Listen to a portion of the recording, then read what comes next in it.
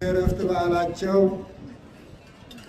በሰላም ጠብቆ ዓመቱን ሙሉ አቆይቶ 365 ቀናት ከደዌ ከበሽታ ከሕመም ከሞት ሰውሮ እዚህ አባታችሁ ደጅ የዕረፍታቸውን መታሰቢያ የአባታችሁን መታሰቢያቸውን ለማሰብ ጸሎት ለመጸለይ ሥጋ ወደሙ ለመቀበል በዚህ በታላቁ ተራራ ላይ እንኳን አደረሰን አደረሳችሁ።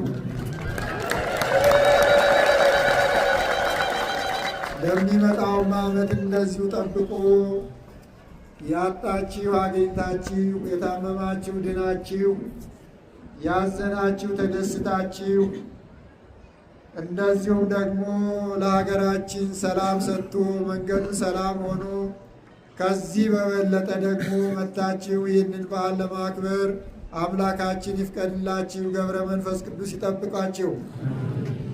በሚገባ የበዓሉ አገልግሎት ተሰጥቷል።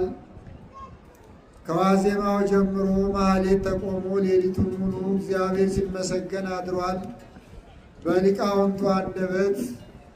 ከዛም በንጋቱ ላይ ኪዳን ደርሶ ቅዳሴ ተቀድሶ ሥጋ ወደሙ የክርስቶስ ሥጋ ወደሙ የተቀበሉት ተቀብለው ያልተቀበሉት ለመቀበል እንዲያበቃን ብለው ከዛም ታቦተ ሕጉ ወጥቶ አባታችን በጸለዩበት ባህር ዙሪያ ዞሮ እናንተም እያመሰግናችሁ ካህናቱም እየዘመሩ በሁለት ቦታ ካህናቱ ወርበው ጸበሉን ዞረው ዛሬ አሁን ደግሞ ዑደቱን ጨርሶ በዚህ ስፍራ እናንተን እየባረኩ ገብረ መንፈስ ቅዱስ ቆመው የምትሰጡትን እያዩ የምትጸልዩትን እየተመለከቱ አባታችሁ በሙሉ ዓይናቸው እያዩአችሁ እዚህ ደርሰናል።